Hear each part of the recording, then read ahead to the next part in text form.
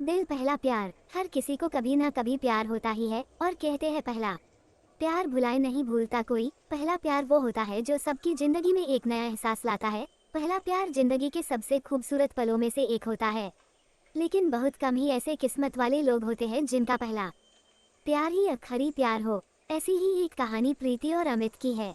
प्रीति और अमित एक ही स्कूल में पढ़ते थे। अमित 10वीं में था और प्रीति 9वीं में थी। वो दोनों एक दूसरे को पसंद करते थे, लेकिन कभी किसी की हिम्मत नहीं हुई एक दूसरे को ये बोलने की। उन दोनों की आंखों में एक दूसरे के लिए प्यार साफ दिखता था। दोनों रोज स्कूल की असेंबली के समय एक दूसरे को देखते थे और दोनों के चेहरे पर मुस्कान होती थी।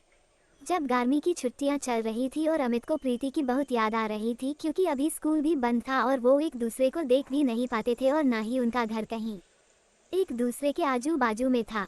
बहुत सोचते सोचते एक दिन अमित प्रीति को फेसबुक पर ढूंढने लगा, शायद उसका अकाउंट हो। स्कूल में उन दोनों ने कभी एक दूसरे से बात नहीं किया था और ना ही कभी सोशल मीडिया पर एक दूसरे को फॉलो करते थे। अब जो कि स्कूल बंद थे, अमित खुद को रोक नहीं पाया। फेसबुक पर तो बहुत सी प्रीति नाम की लड़कियां मिली, लेकिन जिस प्रीति को वो ढूंढ रहा था वो नहीं मिली। अमित बहुत उदास हो गया। वो बहुत बेचैन हो रहा था प्रीति को देखने के लिए, लेकिन वो कुछ नहीं कर सकता था। उधर प्रीति भी अमित को देखने के लिए स्कूल खुलने का इंतजार कर रही थी। प्रीति 9वीं कक्षा में थी तो उसके घर वालों ने उसे फोन नहीं दिया था, तो वो किसी भी सोशल मीडिया पर नहीं थी।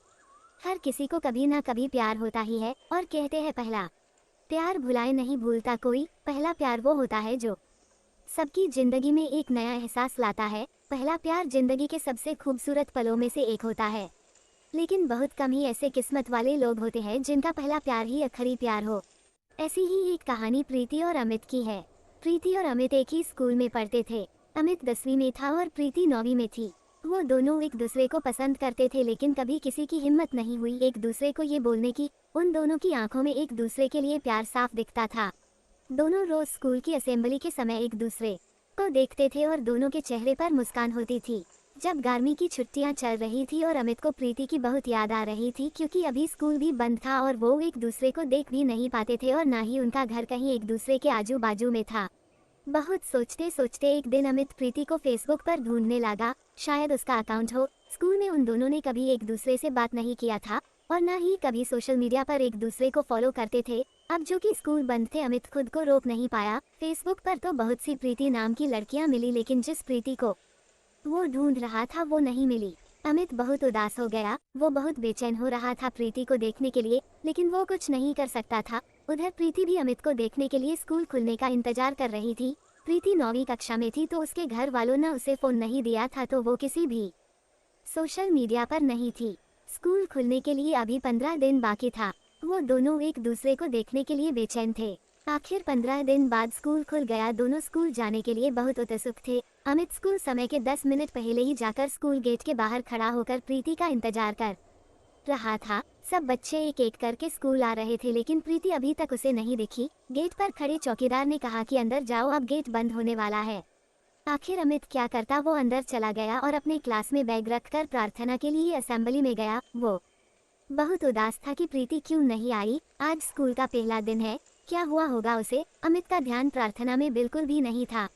जब प्रार्थना खत्म हुआ और सभी बच्चे अपने अपने क्लास में जाने लगे, तभी अमित ने देखा कि प्रीति अपने क्लास के लाइन में सबसे पीछे खड़ी थी, तो वो समझ गया कि प्रीति लेट आई होगी। अमित उसे देखकर बहुत खुश हो गया। अमित उससे बात करना चाहता था। एक बार ऐसा हुआ कि अमित और प्रीति की नज़र मिली। दोनों के चेहरे पर मुस्कुराहट थी। दोपहर में जब लंच टाइम हुआ तो अमित प्रीति से बात करने की कोशिश कर रहा था, इसी कारण उसने अपना टिफिन भी नहीं खाया था।